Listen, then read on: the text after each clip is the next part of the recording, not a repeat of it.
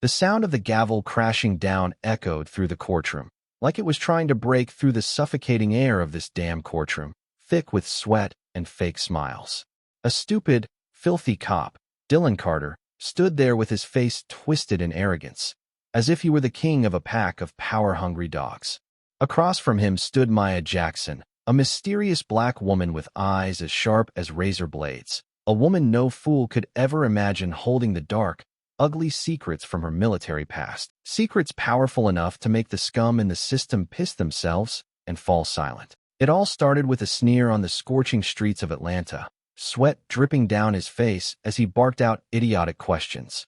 From there, a legal battle drenched in drama and blood erupted, where the vile truth would be dragged into the light without mercy, exposing the rotten core of those who thought they were untouchable. Would justice punch that bastard in the face, or would it just be another cheap farce for those in power? Stick around till the very last second to witness a jaw-dropping twist that'll leave you stunned. I swear you won't believe the ending. Hit that subscribe button now, and thanks for your support.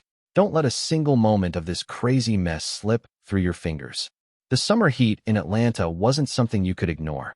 It felt like an invisible hand, burning and tight, squeezing around your throat until even breathing became a struggle. The air was dense, humid, rising from the pitch-black asphalt where oil stains reflected the harsh sunlight into bizarre, swirling patterns, as if the very earth were sweating from the pain. The exhaust fumes from the old trucks lumbering down Peachtree Street mixed with the acrid smell of burning rubber, forming a suffocating blend that clung to your skin, seeping into your pores. Tall buildings stood on either side, their glass windows blurred by grime, like tired giants indifferent to the tiny people below struggling to survive. The sound of horns honking incessantly mixed with the hoarse voice of a street vendor somewhere near the corner, his words raspy, like the heat had scorched his vocal cords. Amid this chaos, an old silver Toyota Camry rolled to a stop at the curb, its engine sputtering like it was begging for a break. The car doors swung open, and Maya Jackson stepped out, her black high heels tapping firmly on the cracked sidewalk with a sharp click, as if she were declaring her presence in the middle of this hellhole. In her left arm, she gripped a stack of legal papers, the thin white sheets pressed tightly against her chest like a shield, the edges already starting to wrinkle from the sweat seeping through her palms. In her right hand, she pulled along a grocery bag, a few cartons of milk, a loaf of bread, and something hidden inside, maybe a bottle of cheap wine she intended to use to soothe herself after a long, grueling day. Her white button-up shirt clung to her back, soaked in sweat but still neatly tucked in, exuding a quiet resilience, as if she refused to let the heat break her. Her dark brown eyes swept across the street, tired but watchful, like an animal accustomed to being hunted. But something was off about Maya today, a small detail that no one would notice except for her. The thin ring on her left ring finger was gone. It had vanished, leaving a pale mark on her sun-kissed skin, like a reminder of something she had either lost or deliberately thrown away. She paused for a moment, took a deep breath, trying to filter out some fresh air from the thick smog, but then grimaced as the stench of gasoline hit her nose. A rare gust of wind blew by, carrying with it an old flyer from a corner of the street. It fluttered in front of her, the bold letters, "Justice for Who?"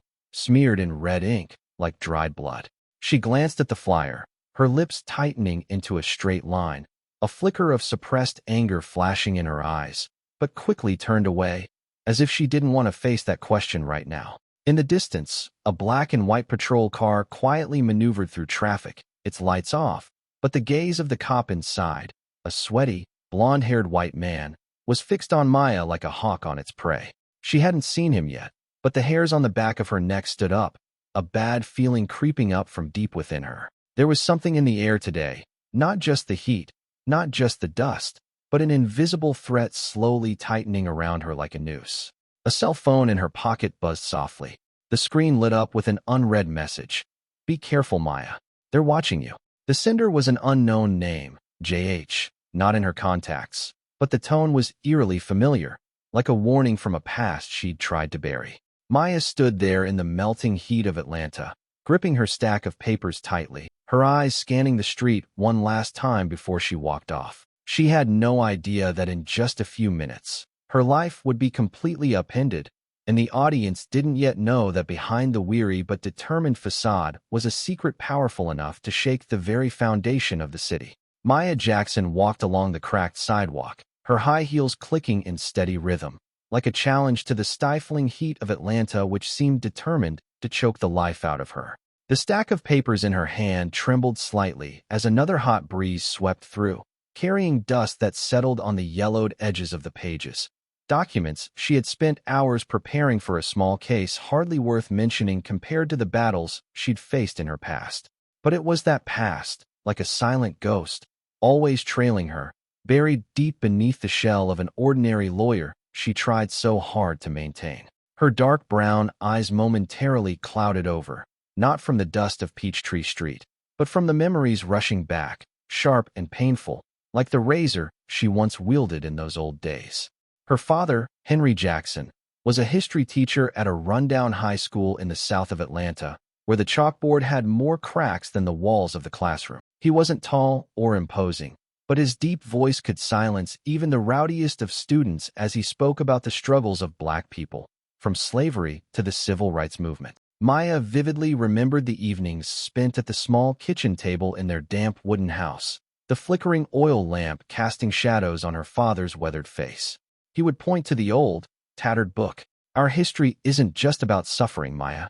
It's about strength. You must learn to wield it." Once, he took her to an old cemetery, pointing to the crooked headstones of those who died for freedom, and said, "They had no lawyer, but you do.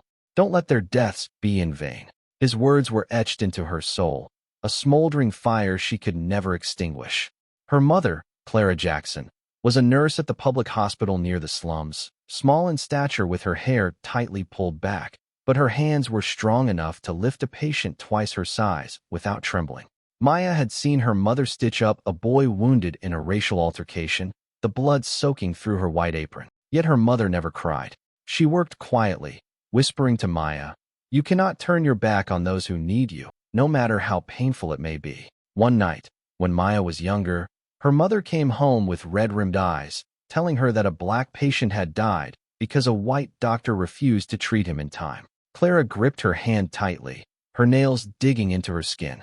"They want us to bow, Maya, but I'd rather die than let them win." It was this unyielding spirit that had shaped Maya into the woman who stood here today in the sweltering heat of Atlanta, never yielding. But there was a part of Maya that neither her father nor her mother knew, or rather, something she had hidden deep under the layers of normalcy she tried so hard to live. She had once been a military lawyer, serving in the Judge Advocate General's Corps of the U.S. Army, where she held not just a pen but a gun, facing criminals on bases filled with the stench of gunpowder and oil. Those years had shown her cases where justice was twisted by power, trials where the strong always prevailed, and nights spent alone in her tent, trembling as she wrote reports about a comrade falsely convicted. Once, she had found a small notebook in the backpack of a slain officer. Inside was a list of names marked in red, along with a scrawled note, "The traitors will pay." Maya never told anyone about that notebook, but it sat in a locked wooden box under her bed, a constant reminder that her past was never truly at rest. Now, standing in the streets of Atlanta, she tried to live as a normal person, a small-time lawyer with small-time cases, keeping away from the ghosts of the military and the secrets she carried with her. But as she bent down to pick up the Justice for Who flyer that the wind had blown to her feet, a cold shiver ran down her spine, even though the heat still scorched her. She didn't know that the message, "Be careful, Maya. They're watching you," from J.H., the mysterious name that had just appeared on her phone, was connected to that little notebook, or to an old enemy quietly watching her from afar. And when the cop's gaze in the black and white patrol car just a few meters away locked onto her, Maya felt another chill, not from the wind, but from the instinct of someone who had survived the most dangerous days of her life. Maya Jackson walked slowly along the cracked sidewalk of Peachtree Street, her black high heels clicking in steady rhythm, but no longer with the same firmness she had shown when she first stepped out of the car. Now, each step seemed heavier, as if the stifling heat of Atlanta was slowly draining the strength from her body. The stack of legal papers in her left hand was still clutched tightly, but her fingers unconsciously gripped harder, crumpling the edges of the pages, a reflex of tension she didn't even recognize. The grocery bag in her right hand swayed lightly, the soft clink of the cheap wine bottle tapping against the milk carton, an ordinary, mundane sound, yet strangely out of place amidst the chaos of the dusty street and blaring car horns. She stopped by a faded traffic light pole, her eyes scanning the rushing crowd.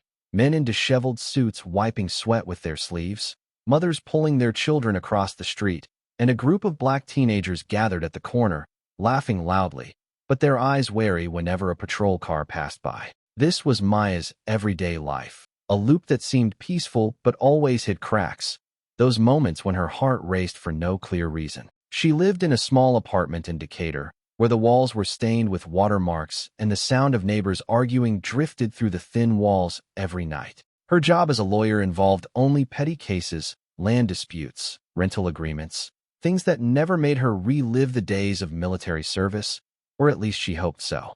But even on the calmest days, when she sat in her old armchair with a glass of wine in hand, gazing out the window at the dark street below, she couldn't escape the feeling that someone was watching her. Once, she found a small scrap of paper wedged under the door. No writing, just a red X scrawled with a pencil. She had thrown it away, convincing herself it was just a child's prank. But her hand had shaken as she tossed it into the trash, and that night's sleep was interrupted by nightmares of shadowy faces standing silently in the dark. Today, that feeling returned, stronger than ever. As Maya stood waiting for the traffic light to turn green, the hairs on the back of her neck stood up, a cold chill running down her spine, even though sweat still dripped down her temples. She could feel the heavy gaze from afar, not the curious glance of a passerby, but a look sharp and cold, like a needle piercing through her skin. It was the familiar unease of being black in a society full of prejudice, where every step could be an excuse to be doubted, questioned, or have a gun aimed at your head without reason. She quickly glanced over her shoulder, trying to pinpoint the source of the gaze, but all she saw were the traffic jams and the faceless crowd. The black and white patrol car she had briefly spotted at the corner had disappeared behind a building, but she swore she could still feel it, or rather, feel the man inside it, with sweat-soaked blonde hair and a hostile stare, locking onto her like a predator watching its prey.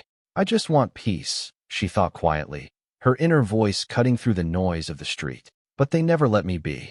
It wasn't a lament. It was a bitter truth she had learned from her parents, from her years in the military, and from life itself. She remembered the last time she felt truly safe, a rare rainy afternoon in Atlanta when she sat in her small office listening to the rain tapping on the window, thinking that maybe, just for once, she could live without looking over her shoulder. But then an unexpected knock on the door shattered that moment. No one was there when she opened it.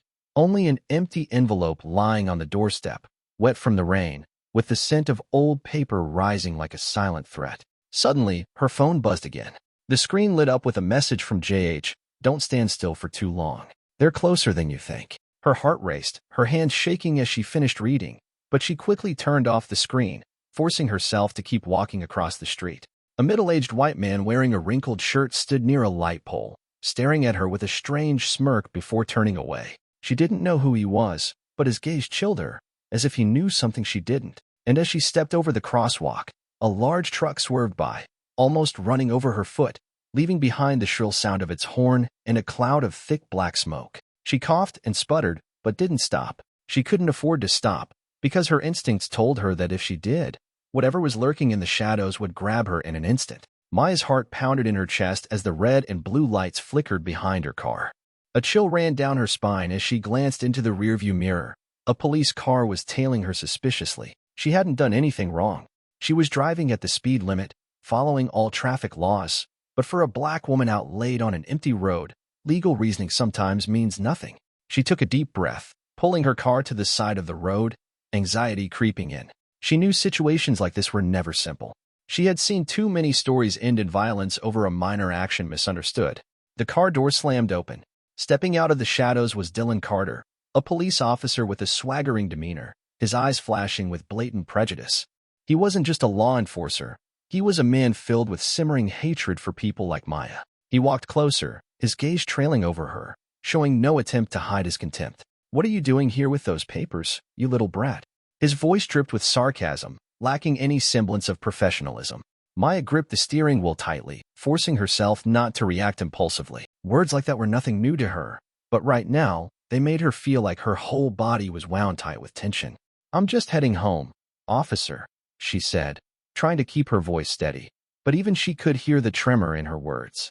Home, Carter sneered, taking another step closer, his hand hovering near his gun. It's late, and here you are, wandering around with a pile of papers. Look suspicious as hell. Maya felt her throat go dry. She understood the subtext of his words. She wasn't just being questioned. She was being seen as a potential threat simply because of the color of her skin. Can I show you my registration and driver's license to prove I'm not doing anything wrong? She asked, trying to keep the panic from seeping into her voice. Carter laughed bitterly. Like I don't know what you're going to pull out next. You people always do that. Maya's hand felt ice cold. Rage surged within her. But she knew that even the smallest mistake could turn this situation into a nightmare she wouldn't escape from. Officer, I have nothing but legal documents. But Carter didn't listen. He pulled out his baton, tapping it lightly on the hood of her car. The sound echoed in the quiet night, like a threat that sent a shiver down her spine. Get out of the car. Now. Maya swallowed hard. She had no choice but to comply. With slow, deliberate movements, she opened the door and stepped out, raising her hands in cautious surrender. But Carter didn't wait. He grabbed her arm, gripping it harshly, yanking her so violently that she stumbled. You think you're smart, huh? He hissed through clenched teeth, his eyes gleaming with twisted pleasure as he saw the helplessness on her face. You people think you have rights? Not here. I am the law. Maya wanted to resist, but she knew that would only make things worse. She glanced around. A deserted road. No witnesses. She was facing the devil in the dark, alone. Maya took a deep breath, trying to remain calm as she felt the tightening grip on her arm. She knew that any move could be misinterpreted, potentially putting her in greater danger. Her voice was steady but clear. I haven't done anything wrong. I just want to go home. But Dylan Carter sneered, his eyes filled with contempt. What you say doesn't matter, he mocked, pulling her closer, his eyes gleaming with sadistic pleasure as he saw the tension in her face. You're resisting an officer. Maya froze. She hadn't done anything to resist. She stood still, her hands relaxed, no sign of hostility. But it didn't matter. Carter didn't need evidence. He only needed an excuse. I'm not resisting, she stated, her voice firm. But the more she spoke, the more she realized she was walking into a trap with no way out. Resisting? You think I'm stupid? Carter scoffed, twisting her body around. Before Maya could react, cold handcuffs clamped tightly around her wrists, locking them together with a loud click that echoed in the hot summer night. Murmurs rippled through the onlookers, their eyes filled with fear. A young woman raised her phone, perhaps recording the scene, but no one dared to intervene. Maya bit her lip, trying to swallow the anger that surged in her chest. She knew there was nothing she could do at this moment but stay composed. But what good was composure when those in power didn't care about what was right? Carter shoved her toward the police car roughly, flinging open the back door and tossing her into the seat like a criminal. Hope you enjoy the jailhouse, he whispered, the malicious smile still lingering on his face.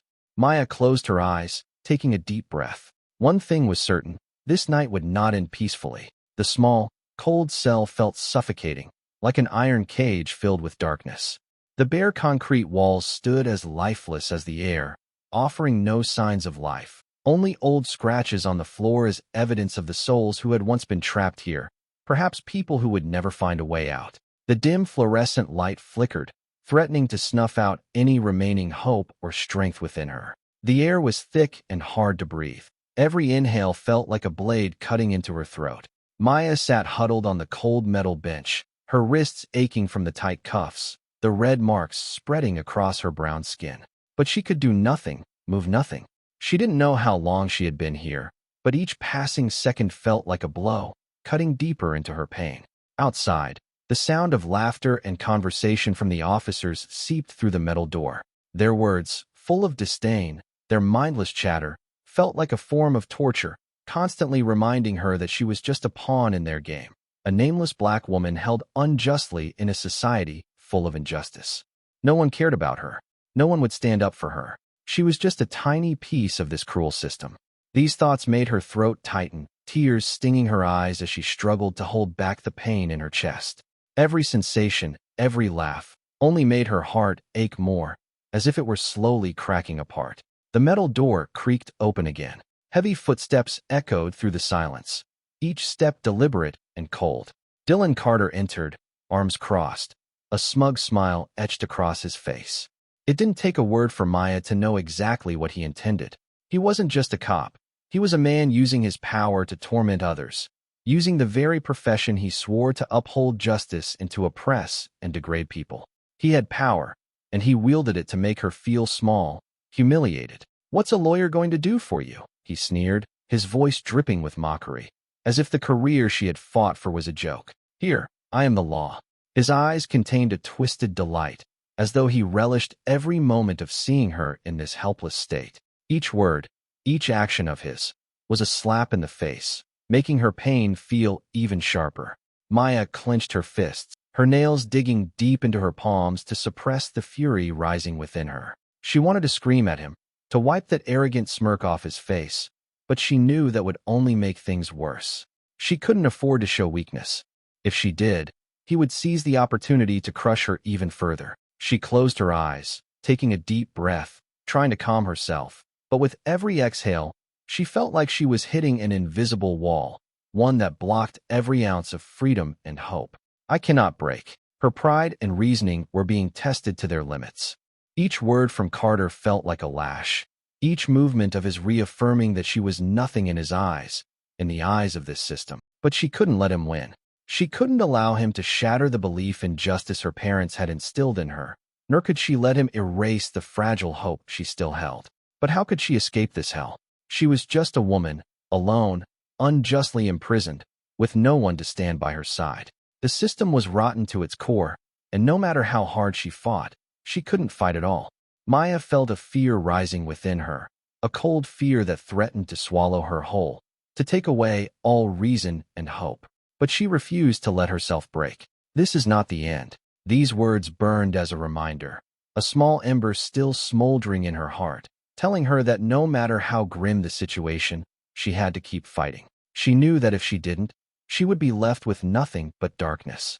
The heavy jail door creaked open, its hinges protesting the movement as it shattered the suffocating silence that had surrounded Maya for what felt like an eternity.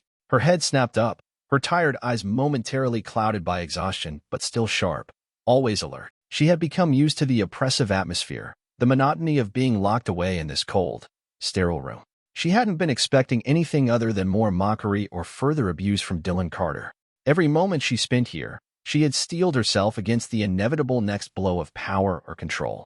But this time, it wasn't him. Lieutenant Sarah Evans walked in, her presence undeniable. Her figure was strong, with a sense of composure and authority that contrasted sharply with the dim, desolate surroundings. Her police uniform was crisp, every crease perfectly pressed, giving off an aura of discipline and confidence. Maya instinctively sat up straighter, her eyes following Evans' every move. The lieutenant's face was stern, her gaze sharp and assessing as she took in the sight of Maya, lingering for a moment on her wrists. Maya could feel her pulse quicken when Evans' eyes shifted to the faint red welts where the handcuffs had been. For the first time since she had been brought here, someone was looking at her not with contempt, not with that oppressive, dismissive authority she had come to know all too well, but with what appeared to be cautious assessment. Evans reached for the file in her hands and opened it with a practiced ease. Her eyes skimmed over the pages, the soft rustle of paper filling the silence between them. She stopped on one particular page, her brow furrowing ever so slightly. Maya felt a shift in the air. A small flicker of something, maybe curiosity, maybe hope, began to form within her chest, but she suppressed it quickly, still wary. She had learned long ago not to trust too easily, especially when it came to people in positions of power. "Maya Jackson," Evans read aloud, her voice even, but there was something in her tone that caught Maya off guard. It wasn't the usual condescending mockery. There was weight in her words. "I've just reviewed your file. It seems you're not an ordinary person, Miss Jackson." For a moment, Maya's breath caught in her throat. It had been so long since anyone had called her by her full name. The name she had once used proudly during her time in the military. The name that belonged to the woman who had fought for justice, for a system she had believed in. The name that felt like a distant echo now, a reminder of a time when she had a purpose. But hearing it now, spoken by someone who wasn't dismissing her as just another criminal, stirred something deep within her. A flicker of hope, faint and fragile, ignited in her heart. Could this be real? Was there someone here who would see her for who she truly was? Or was this just another game, another trap she wasn't prepared for? Evan's gaze remained fixed on Maya as she closed the file with deliberate precision, folding her arms across her chest in a posture that was both professional and authoritative. The silence stretched between them for a moment, heavy with unspoken words. Finally, Evans spoke again, her voice steady but resolute. "I want to know what really happened here," she said, her eyes unwavering. "And I don't believe what Carter wrote in his report." Maya's heart skipped a beat. This was it. This was the opportunity she had been waiting for, the chance to speak, to have someone listen, to finally be seen for who she was and not the version Carter had painted of her. The fear that had gripped her heart began to loosen, replaced by a cautious optimism. For the first time, she wasn't just a prisoner in their eyes, a nameless figure locked away. She was someone with a story, someone who might just be able to fight back. The weight of the moment pressed down on her. Hope, though fragile, bloomed within her chest. It had never felt so delicate, so easy to lose, but it was there. She had been trapped in this nightmare for so long, but now she had an ally in front of her, someone who seemed ready to listen. There was a chance, just a sliver, but it was enough to fuel the fire inside her. Maya took a deep breath, trying to calm the sense of helplessness that had gripped her for hours. This was her moment, her chance to regain the voice that Dylan Carter had tried to silence. She sat up straight, her gaze unwavering as she met Lieutenant Sarah Evans' eyes. "I was driving home when he pulled me over with no valid reason," Maya began, her voice steady but firm. "He looked at me like I had no right to be there. He suspected me just because of the color of my skin. And when I remained calm, didn't resist, he still decided to twist the truth and make me the criminal." Evans listened quietly, her sharp eyes not judging, but taking in every word. Maya could feel it. The first time in a long time someone actually wanted to understand what had happened, not just see her as a statistic in a police report. "He saw me as prey," Maya continued, her voice growing stronger, the fire of a warrior shining in her eyes, unbroken. "But I'm not. I know the law. I know my rights. And I won't let this end like hundreds of other cases where a black person is humiliated, forgotten, while those in power keep walking free." A heavy silence filled the room. Sarah Evans furrowed her brow, as if torn between the principles she had sworn to uphold and the truth she couldn't ignore. After a moment, she exhaled deeply, nodding slowly. "I believe you," Evans said, her voice resolute. "But you need to understand that this system isn't easily shaken. I can't promise justice will be served immediately, but I can promise one thing. I won't let this be swept into the dark." A wave of emotion surged within Maya's chest, relief mixed with determination. She had found an ally. The battle ahead would be long, but at least she was no longer alone. The night wasn't over yet, but something was changing. Maya sat in the cold cell, her head leaning against the stone wall, her eyes heavy with a constant whirl of thoughts. She had tried to stay strong. She had spoken the truth, but did anyone out there really care? This system had crushed so many before her, turning their pain into meaningless numbers on a page. But then, the jail door opened once more. Lieutenant Sarah Evans entered, and this time her expression was different, no longer cautious but urgent, tinged with a hint of satisfaction. She held a phone in her hand, raising it for Maya to see clearly. On the screen was a video streaming live on social media, with an endless stream of furious comments below. Maya squinted, her heart pounding as she recognized the scene in the video. It was her being roughly handcuffed by Dylan Carter right in front of stunned passersby. The moment when she fought to stay calm, her eyes revealing the anger and hurt she was feeling, was captured in full. The clip ended with Carter shoving her into the police car, while nearby, people murmured anxiously, some shouting in protest, but no one dared to intervene. "This video was posted by a bystander less than an hour ago," Sarah said, her voice calm, but her eyes sharp. "And it's spreading fast. Thousands are sharing it, tens of thousands of comments expressing outrage. The public is standing with you, Maya." Maya couldn't speak. She stared at the screen where the comments were pouring in relentlessly. She didn't do anything wrong, yet she's treated like a criminal. Another case of police abuse. "We can't let this keep happening. Anyone know who she is? We need to help her find a good lawyer. Carter must be held accountable. Fire him immediately." Maya took a shaky breath. Just a few hours ago, she had been isolated, treated like someone of no value. But now, out there, thousands of people were speaking up for her. A tiny spark, but it had the power to ignite a fire. Sarah slipped the phone into her pocket and crossed her arms. "Do you understand what this means?" she asked, looking directly at Maya. "You're no longer just an individual locked away in the dark. People are watching. People are demanding justice for you. Maya felt a wave of emotion rise in her chest. She was no longer a nameless victim. She wasn't alone anymore. And for the first time since being cuffed on that street, she felt something new stirring her heart: hope. From outside the cell, Maya could hear the growing noise in the area in front of the police station. Voices were rising, anger spreading. She didn't know what would happen next, but she knew one thing. This was no longer just her fight. A battle had begun, and this time, justice might truly have a chance to prevail. The first trial had begun. Outside the courthouse, a crowd had gathered since early morning. Protest signs were held high, and the chants demanding justice echoed through the air like crashing waves.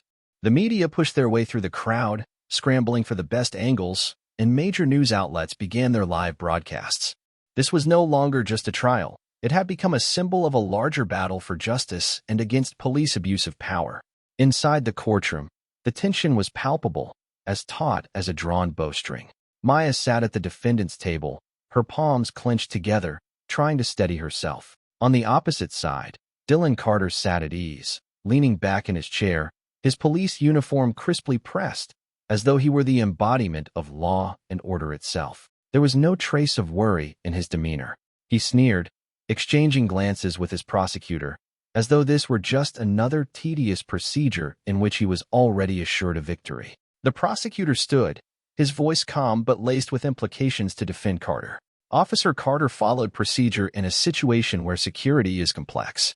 Every officer has the right to check suspicious individuals.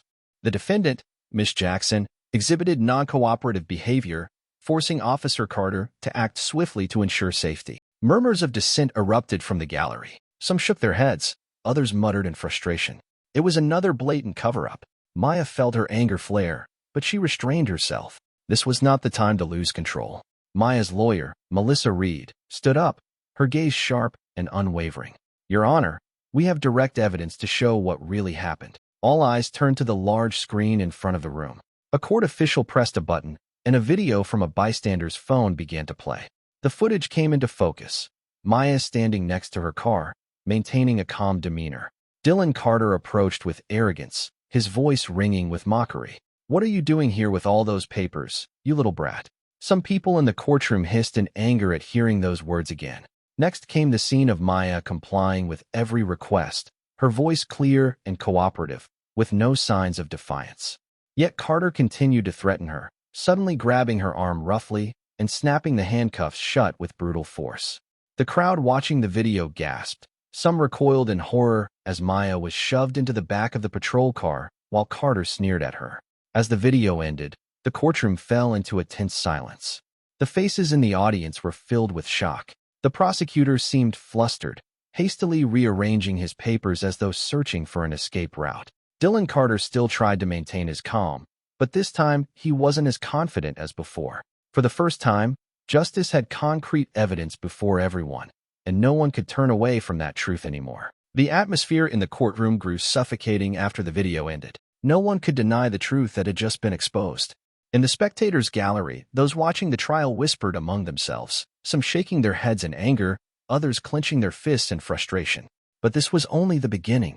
Maya's attorney, Melissa Reed, stood up, her eyes scanning the prosecutor, who was now struggling to regain his composure. She took a deep breath before speaking with unwavering certainty. "Your Honor, this video speaks volumes." But Carter didn't stop there. "We have witnesses, people who have been victims of the defendant." The courtroom door creaked open, and a middle-aged man stepped inside. He wore a simple shirt, his glasses slightly slipping down his nose. His face bore a faint scar on his forehead, but what stood out most was his resolute gaze, mixed with a pain that had been buried for too long. The man cleared his throat and introduced himself, his voice steady despite the weight of his words. "I'm Robert Gaines, a teacher at a public high school in Atlanta. I was stopped by Dylan Carter on my way home one evening 2 years ago." The courtroom fell dead silent. Melissa nodded slightly, signaling him to continue. "That night, I was returning home from a late parent-teacher meeting. Carter demanded that I stop my car, despite me having committed no violation. When I asked why, he ordered me to step out and perform a vehicle check. I knew my rights, so I asked if he had a warrant. That's when things took a turn for the worse." Gaines paused, swallowing hard. He locked eyes with Carter, his voice shaking with anger. "He shoved me into the hood of the car, twisted my arm behind my back, and elbowed me in the head. I collapsed on the street, right in front of my students. Kids who saw their teacher being humiliated by a police officer for no reason. A murmur of disbelief spread through the gallery. Maya clenched her fists, her heart tightening with sympathy for Gaines, thinking of the pain he had endured and the humiliation of a man simply trying to go home. But the story wasn't over. Next, an elderly woman walked up to the witness stand, her frail figure supported by a cane. She took slow steps, her trembling hands gripping the handle with determination. "I'm Linda Hayes." Her voice trembled slightly, but remained strong. "I've lived in this neighborhood for over 40 years. One day, I was walking home from church when Carter drove up beside me and said I looked suspicious." Gasps echoed through the courtroom. An elderly woman stopped just because she looked suspicious? I asked him what he meant, Mrs. Hayes continued, her voice sharp with clarity. He laughed, then started asking me all sorts of nonsense. Where I was, where I lived, if anyone could vouch for me being a respectable person. And then he said something I'll never forget. Mrs. Hayes took a breath, staring directly at Carter. He said, "People like you should know your place. One day, there won't be anywhere left for people like you to go." The room erupted in fury. Some shouted in outrage, others hissed, "That's disgusting." A few lowered their heads, stunned by the depravity of what they had just heard. The prosecutor began to flip through his papers desperately, trying to find a counterargument. But before he could speak, another witness stepped forward. This one was the most significant witness yet. James Holt, a former police officer who had worked with Carter, now stood at the witness stand. He was no longer in uniform, just an ordinary man with a somber, weary expression. When he stood, Carter's arrogance faltered for the first time throughout the entire trial. James took a deep breath, looking around the courtroom before speaking slowly, his voice clear but filled with the weight of what he was about to reveal. "I worked with Carter. I've seen him do many wrong things. But what made me decide to testify today is that I can't stay silent anymore. Carter didn't just abuse his power. He falsified reports to cover his tracks." A new wave of noise erupted, this time a chaotic rush as people reacted to the bombshell revelation. James continued, his voice growing more certain. He would rewrite reports to turn innocent victims into suspects. He made up reasons to justify wrongful arrest. "I remember one time he said to me, 'Just write whatever makes sense. No one checks anyway.'" At this, Carter's face turned pale. He glanced at his prosecutor, but the confident aura that had surrounded them both was now gone. The judge slammed the gavel, demanding order, but the rage in the room couldn't be contained. The tension was palpable, thick with the collective fury of everyone who had just heard the truth. Maya looked at James Holt, then scanned the room. This was no longer just her trial. It was a trial against the injustice so many had endured. And for the first time, the system that Carter had once abused to protect himself was beginning to crumble. Maya sat there, her palms still clenched together, but this time not from fear or anxiety, but from the fire that was burning within her. She looked around the courtroom, seeing faces filled with anger and shock, whispers spreading through the room like waves crashing after every shocking testimony. She saw Mrs. Hayes wiping away tears, Mr. Gaines clenching his jaw to hold back his frustration, and above all, she saw Dylan Carter, still trying to appear calm, but the panic in his eyes betrayed him. She could no longer stay silent. Maya took a deep breath and stood, pulling the eyes of everyone in the room toward her. She walked forward, even though the judge hadn't called on her yet, and the prosecutor might object, but that didn't matter anymore. She locked eyes with the judge and then scanned the room, her voice strong and unwavering. "Look at the people sitting here today. Look at them." She pointed towards the victims who had stepped up to testify. "We are not criminals. We are not troublemakers. We are ordinary citizens, teachers, the elderly, students, Black women just trying to live our lives. But there's one thing we all have in common. We have all been trampled on by Dylan Carter and people like him." She paused, her eyes burning with fury. "I'm not just standing here for myself. I stand here for the thousands out there, those who have been arrested without cause, those who have been beaten with no one to protect them, those who have been treated like trash just because of the color of their skin." A murmur of agreement rippled through the courtroom. Some members of the jury nodded in silent approval, while the prosecutor fumbled, not knowing how to stop her. But no one could stop Maya now. She took another step forward, her voice growing stronger. "This isn't just a case.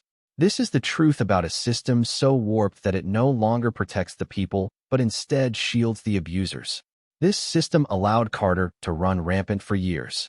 This system remained silent when teachers like Mr. Gaines were beaten. This system turned its back when an elderly woman simply walking home was humiliated. Maya took a deep breath and turned to face Carter. He thinks he is the law, but let me tell you, the law is not for people like him. Justice is not for people like him. And today, I will not remain silent anymore. The shouts from outside the courtroom echoed through the sealed doors. The crowd outside had grown uncontrollable. Justice for Maya. Justice for all of us. Signs were raised high, people standing up, demanding change.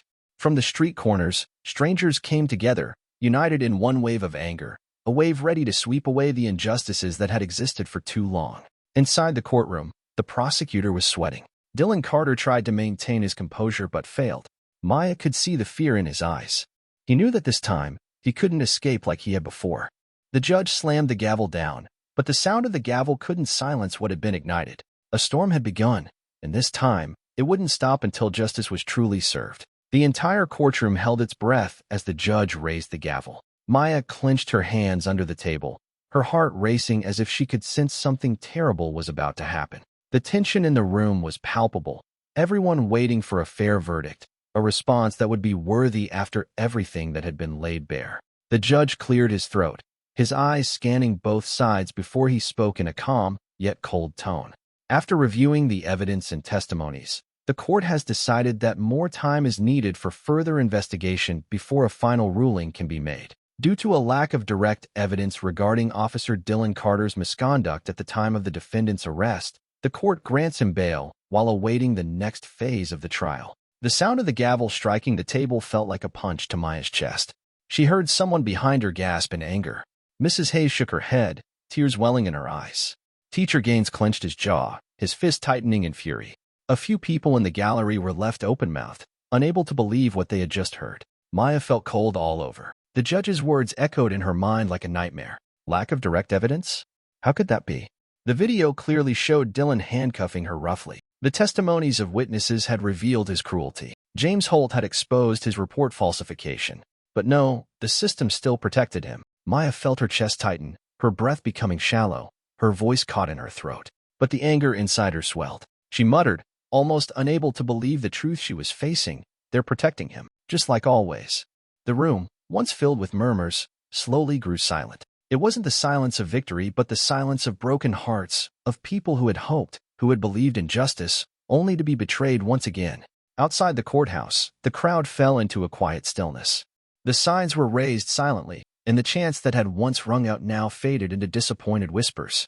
Dylan Carter stood up from the defendant's seat with a smug smile. He adjusted his collar and cast a challenging glance at Maya before turning his back and walking out of the courtroom, free, as if nothing had ever happened. Maya felt a sharp pain in her chest, not just because she had been betrayed, but because she knew that if the system continued to protect him today, how many more people would have to endure the same fate? How many others would become the next victims? But as Maya bowed her head, struggling to hold back the surge of anger and despair, she had no idea that something unexpected awaited her ahead, a spark that could turn everything around. Maya sat motionless in her seat, her gaze blank as she stared down at the table. The judge's words still echoed in her mind like a lingering nightmare. Lack of direct evidence.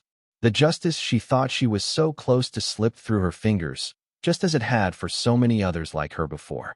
Dylan Carter walked past Maya, the sound of his black shoes tapping slowly on the wooden floor. He leaned down, his voice a whisper just loud enough for her to hear. "You think you can bring me down? The law's on my side, kid." He sneered and stood upright, striding confidently toward the door. But just then, a voice rang out, firm and authoritative. "Wait." All eyes turned toward the door. Lieutenant Sarah Evans stepped inside, holding a small USB drive in her hand, her gaze sharp as a razor. She quickly walked toward the prosecutor's table and the judge. The judge furrowed her brow but remained silent, waiting. Sarah placed the USB drive on the table, staring directly at the judge. "I have new evidence. A recording I believe the court needs to hear before allowing Officer Carter to walk out of here as if he were innocent." A murmur spread across the courtroom. The prosecutor jumped to his feet, trying to object, but the judge raised her hand, signaling for silence. "Play it," she said, her voice heavy with anticipation. The court officer plugged the USB drive into the computer. There was a soft click, and then a low, gravelly voice filled the room. It was Dylan Carter's voice. Those punks think they have rights? His voice rang out in the eerie silence. I just need to write a few lines in the report, and everyone will believe it. Those fools are always scared. All I have to do is threaten them, and they won't say a word. The air in the courtroom seemed to drain. Some people gasped in disbelief, their eyes now filled with anger. Their focus turned on Carter, the old lady from before. I said she insulted the police, and that was enough to cuff her. And the teacher from the other day? He dared to argue with me, so I taught him a lesson. People like them don't deserve respect. The room exploded with fury. Mrs. Hayes trembled, covering her mouth as tears filled her eyes. Mr. Gaines clenched his fists. The jury members exchanged looks, some unable to hide their disgust. But it wasn't over. The recording continued. The little lawyer from the other day? I showed her who's really in power. She can scream about the law all she wants. But when I twist her arm, I can feel the fear in every inch of her. People like her, always loud at first, but in the end, they all kneel like the rest. A shock wave rippled through the room. Maya's fist clenched tighter, her chest heaving with rage. Carter's arrogance, his brutality, everything had been recorded. The judge slammed her gavel down, her face icy. Officer Evans, where did this recording come from? Sarah stood tall, her voice unwavering. From a former colleague of Carter's. He was once an officer on his team, but resigned because he couldn't tolerate the abuse of power. After seeing this trial, he reached out to me and provided the evidence. Carter was no longer the cocky man he had been. His face turned pale, his hands clenched so tightly his knuckles turned white. His prosecutor slumped in his chair, knowing full well that the battle was over. Maya smirked, her voice low but sharp like a blade. This time, he's not getting away. The judge took a deep breath, her eyes cold as they focused on Carter. In light of the new evidence presented, the court has decided to revoke the defendant's bail. Officer Dylan Carter will be held in custody during the ongoing investigation into his abuse of power, falsifying reports, and assaulting civilians. Bam! The courtroom erupted in cheers. Some people burst into tears of joy, others clapped, while chants of justice echoed through the room. Outside, the crowd began to shout in excitement as the news spread. Carter struggled, but the handcuffs bit into his wrists. This time, he wasn't the one giving orders.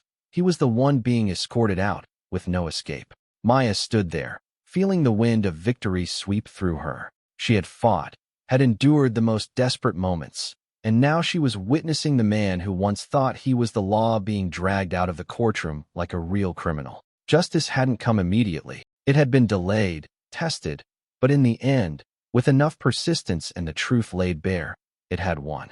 The courtroom was silent as the judge prepared to deliver the verdict. Light from the tall windows streamed down, casting a faint glow on Dylan Carter's stiff face.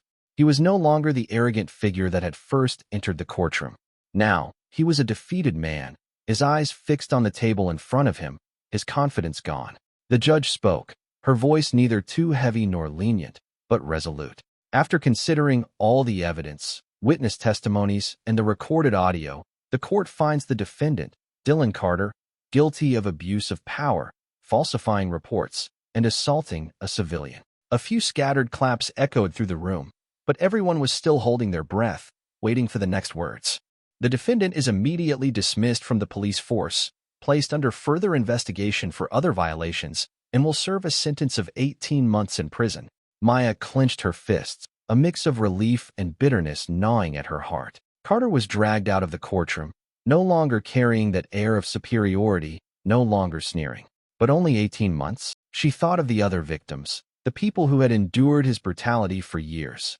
Every story, every tear, every scar, was it all worth just a light sentence because of the lack of direct witnesses? Maya took a deep breath, exhaling slowly. Justice had been served, but it wasn't enough. She whispered to herself, almost inaudible, he must pay, but it's not enough. Never enough. Despite her disappointment, Maya couldn't deny that a new chapter was beginning. A week after the trial, she received a call from an unfamiliar number. Hello, Miss Jackson. This is John Klein from the Department of Justice. We've been following your case, and we'd like to invite you to join a newly established legal reform committee. We need people like you, people who understand the issues from the inside out. Maya paused for a moment, unsure of how to respond. She wasn't a politician, nor was she someone who enjoyed working in grand offices. But if she declined, who would stand up for others like her? She gripped the phone tightly, her voice resolute. I can't save everyone, but I won't stop. Outside, the crowd celebrated. They held up signs, chanting her name. Justice for Maya. Carter has been punished. The air was filled with excitement, as if this was a perfect victory. But among the crowd, there were voices of concern. A young woman tightly grasped her mother's hand, her voice choked with emotion. Justice came this time, but what about next time? Next time, if there's no video, no witnesses, will they let the next person go free? A middle-aged man, perhaps a victim of police violence, stood with a clenched fist, holding up a sign that read, "We are still not safe." Maya stepped out of the courthouse, hearing those questions.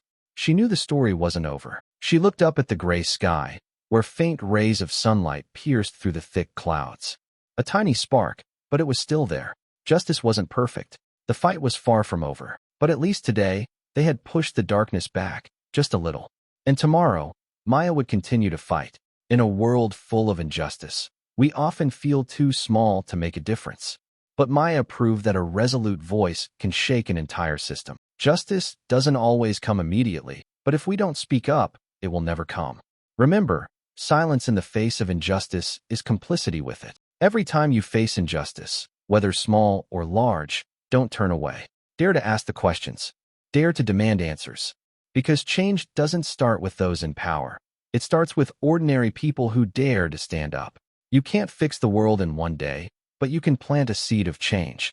Be the one to take the first step. And if one day you feel exhausted, remember, justice doesn't come from hope. It comes from those who never give up. Thank you all for following this story to the very end. This isn't just Maya's story, but the story of so many others out there, people who are fighting for justice, equality, and the right to be treated fairly. If this story has resonated with you, if it has touched your heart, don't forget to like, share, and leave a comment to help spread this message to even more people. And don't forget to subscribe to the Emotional Journey channel so you don't miss out on more emotional stories, deep lessons, and powerful perspectives on society. Together, let's create a community unafraid to speak out against injustice, because every small action can create big change. See you in the next stories.